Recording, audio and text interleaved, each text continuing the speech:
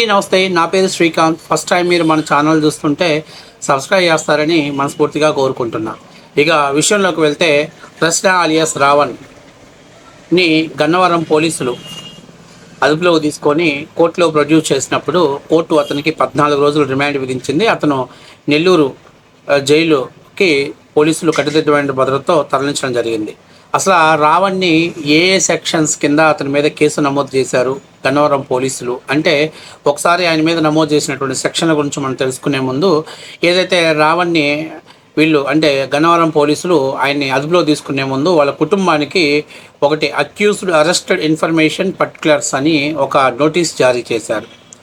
అంటే ముద్దాయిని ఏ కారణం చేత అరెస్ట్ చేస్తానో, ఎందుకు అరెస్ట్ చేయాల్సి వచ్చింది, ఏ సెక్షన్స్ కింద అతని మీద మేము కేసు నమోదు చేశాం అనేటువంటి ఇన్ఫర్మేషన్ మొత్తాన్ని కూడా వాళ్ళ కుటుంబానికి తెలియజేయడం కోసం ఇదొక ఇన్ఫర్మేషన్ లెటర్ని ఇవ్వటం జరిగింది. అందులో ఏమని చెప్పారంటే, ఇందు మూలంగా తెలియజేయండి ఏమనగా, బచ్చలకూర జోసఫ్ అలియాస్ రావణ్, తండ్రి పేరు చిన్న డానియల్, వయసు 37 సంవత్సరాలు, address flat number 128 D block, Narendra Nagar colony, Aminapur, Hyderabad, Telangana రాష్ట్రం అయినటువంటి వారిని గన్నవరం పోలీస్ స్టేషన్లో క్రైమ్ నెంబర్ 188 అప్లికేటెడ్ 2026 అలాగే ఏ సెక్షన్స్ కింద అతన్ని అరెస్ట్ చేశారంటే 147 అంటే 147 అంటే ఏంటంటే, అల్లర్లకు ప్రేరేపించటం, అల్లర్లు ప్రేరేపించే విధంగా ప్రసంగించటం, అలాగే హింసను ప్రేరేపించగా మాట్లాడటం, అట్లాగే సమాజంలో విద్వేషాలను రెచ్చగొట్టే విధంగా, అంటే ఒక మాటలో చెప్పాలంటే అల్లర్లకు కావాల్సినటువంటి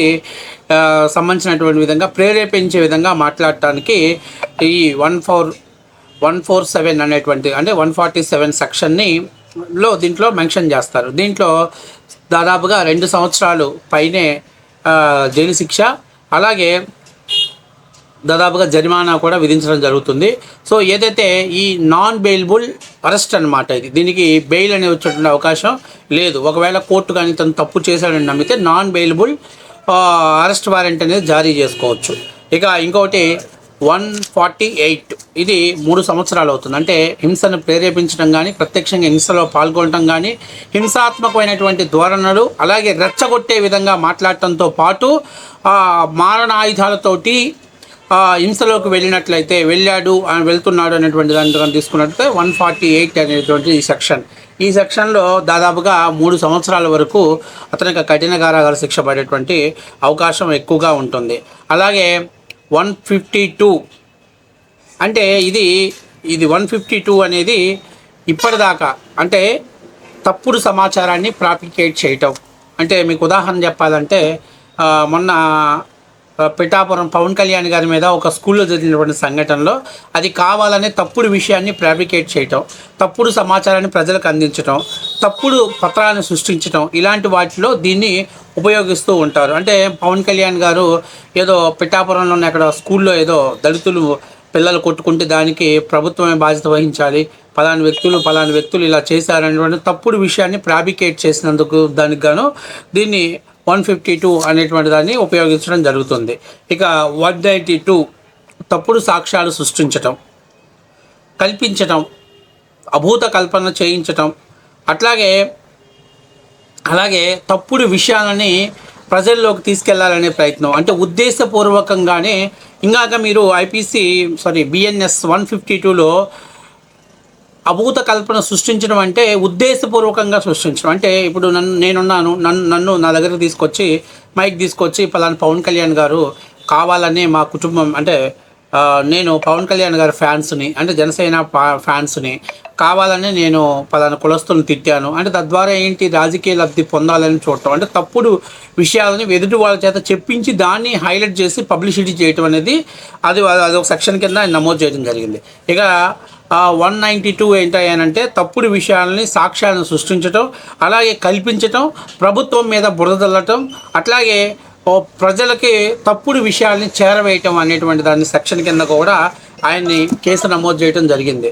ఇంకా ఇంకొక సెక్షన్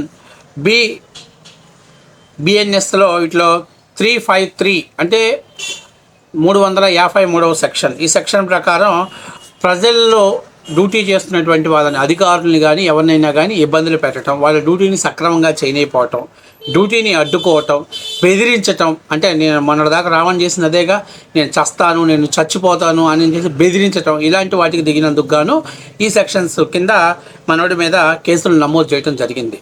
అయితే కోర్టు ఇవి కాకుండా ఇంకా ఏదైతే యూఏపీఏ ఊపా అనేటువంటి చట్టం ద్వారా 1942లో ఏర్పాటు చేసినటువంటి చట్టం ద్వారా 39 అప్లికేటెడ్ 1లో ఉన్నటువంటి దాన్ని ద్వారా మనోడి మీద రాజద్రోహం కేసు కూడా నమోదు చేయడం జరిగింది. సో ఇప్పుడు మొత్తం మీద కోర్టు ఏదైతే గన్నవరం పోలీసులు సమర్పించినటువంటి సాక్ష్యాధారాలను క్షుణ్ణంగా పరిశీలించి అతను తప్పు చేశారని కోర్టు విశ్వసించింది కాబట్టి అతనికి 14 రోజులు రిమాండ్ విధించింది. ఇక్కడ చాలా ముఖ్యమైన విషయం ఏంటంటే నిన్నటి దాకా జడా శ్రావణ్ ఏ కేసులోనే అరెస్ట్ చేయించుకోండి, అర్ధగంటలో బయటికి తీసుకొస్తానన్నటువంటి జడా శ్రావణ్ ఇప్పుడు వెర్రి పప్పు అయిపోయాడు. నాకు ఈ మధ్య ఒక వీడియో బాగా వైరల్ అవుతుంది. ఒక 10 మంది పిల్లలు ఏదో నడుచుకుంటూ వెళ్తుంటే ఒక పెద్ద కుర్రాడు సైకిల్ మీద వెళ్తా పొరపాటున తగులుతారనమాట. అందులో ఎవరికి వాళ్ళే పిల్లలు ఎగురుతూ ఉంటాడు. అందులో ఒకడైతే చెప్పు తీసుకుని నిన్ను కొడతా అది తినడంలోనే వాడు విన్నంతసేపు ఇది లాస్ట్లో బాగా ఓవర్ చేస్తుంటే వీడిని తప్పని అంటే ఇలా పట్టుకొని ఇలా ఇసిరేస్తే పోయి చేలో పడతాడు, వాడు ఇసిరి అవతల పడతాడు. నేను చూసినప్పుడు అబ్బా ఆంధ్ర రాష్ట్రంలో జడా శ్రావణ్ కూడా సేమ్ ఇదే సిచ్యువేషన్ కదా అనుకున్నాను. ఎందుకంటే నేను 2-3 దాకా జడా విజయం సాధించడంలోనే ఇంకా నీకు దిగులు లేదు జోసఫ్, నువ్వు రెచ్చిపో, చెలరేగిపో, చేతులు ఎలా ఎత్తు అలా ఎత్తు అని ఊపికించారు, ప్రభుత్వాన్ని రెచ్చగొట్టాడు. ఇప్పుడు తీసుకెళ్ళి లోపల పడేశాడు. ఇప్పుడు తీరా ఏం చేస్తున్నాడు, రావణ్ మానసిక పరిస్థితి బాగాలేదు, అతని మానసిక పరిస్థితి సరిగ్గా లేకపోవటం వల్లనే అతను అటువంటి వ్యాఖ్యలు చేశాడు కాబట్టి కోర్టు అవి పట్టించుకోకూడదు, దయచేసి కోర్టు అతనికి బెయిల్ మంజూరు చేస్తే బెటర్ హాస్పిటల్ తీసుకెళ్ళి మంచి ట్రీట్మెంట్ ఇప్పిస్తా అంటాడు. అదే ఆల్రెడీ మీరు అడిగితే పోలీసులు ఇవ్వడానికి రెడీగా ఉన్నారు ట్రీట్మెంట్, మళ్ళీ బెటర్ ఆప్షన్ ఎందుకు, బెటర్ హాస్పిటల్ దేనికి, అది కావాల్సింది ట్రీట్మెంట్ పోలీసులు ప్రొవైడ్ చేస్తారు. చట్టాన్ని పర్యవేక్షిస్తూ చట్టం కోసం ఇప్పుడు దాకా ఆగారు కాబట్టి ఒక రకంగా ఈయన్ని రెచ్చగొట్టి ఈయన్ని హీరోని చేస్తామని తీసుకెళ్ళి నడి సముద్రంలో వదిలిపెట్టారు. అన్యాయంగా బలి చేశాడు.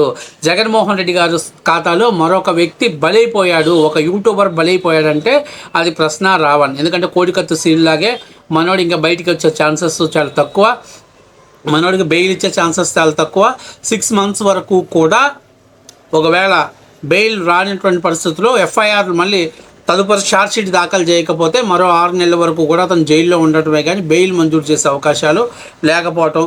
ఒక రకంగా చెప్పాలంటే జగన్మోహన్ రెడ్డి తన రాజకీయ అవసరాల కోసం అమానుషంగా ఒక బిడ్డల భవిష్యత్తును నాశనం చేశాడనేది 100% నిజం. నిన్నటిదాకా ధర్మం గెలిచింది, న్యాయం గెలిచింది అని చప్పట్లు కొట్టి తొడలు కొట్టినటువంటి పేటీఎం కూలోళ్ళు ఇవాళ ఒక్కసారిగా ఎర్రి పుష్పాలై బఫూన్లు అయిపోయారంటే నిజంగానే ఈరోజు ఒక సంచలనాత్మకమైన తీర్పే.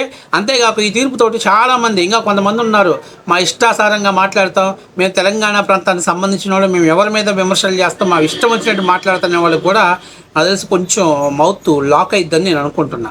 ఎన్నాళ్ళు సాగదు అది. కాబట్టి దాదాపు ఇప్పుడు తులసి చందు లాంటి వాళ్ళు కూడా కొద్దిగా కంట్రోల్ చేసుకొని సమయస్ఫూర్తిగా మాట్లాడకపోతే మాత్రం బెండు తీయడానికి పోలీసులు రెడీగా ఉన్నారు, ప్రభుత్వం రెడీగా ఉంది. సో ఇప్పుడు ఉన్నటువంటి ఈ సెక్షన్స్ అన్నీ కూడా నాన్ బెయిలబుల్ సెక్షన్స్, 1-2 తప్ప మిగతా అన్నీ కూడా నాన్ బెయిలబుల్ సెక్షన్స్ కావటం వల్ల మనోడికి బెయిల్ మంజూరు చేయలేని పరిస్థితిలో వచ్చింది. అయితే ఏదైతే వాళ్ళు పెట్టారో ఊపా అని సెక్షన్ కింద వాళ్ళు చట్టం కింద వాళ్ళు కేసు పెట్టారో అది కానీ కోర్టు కూడా విశ్వసించినట్లయితే ఇక మనోడి భవిష్యత్తు అంతా కూడా శ్రీకృష్ణ జన్మస్థానంలో ఇక సువ్వల మధ్య ఇప్పుడు దాకా అందరినీ రాపిడ్ చేశాడు కదా, ఇప్పుడు సువ్వలతోటి రాపిడ్ చేసుకోవాల్సిన పరిస్థితి ఏర్పడింది. కాబట్టి ఒక రకంగా జగన్మోహన్ రెడ్డి గారి కళ్ళల్లో ఆనందం చూడటం కోసం బలైపోయినటువంటి ఒక గొర్రె అని నేను అనుకుంటున్నా మా ప్రశ్న రావణ్ణి. అట్లాగే జడా శ్రావణ్ లాంటి అవకాశవాదిని నమ్ముకొని ఆఫ్ ఎనర్జీగా నమ్ముకొని తొడలు కొట్టడం అంటే వాళ్ళ జీవితాన్ని వాడే మైనస్లో నెట్టుకున్నాడు అనేది 100% నిజం.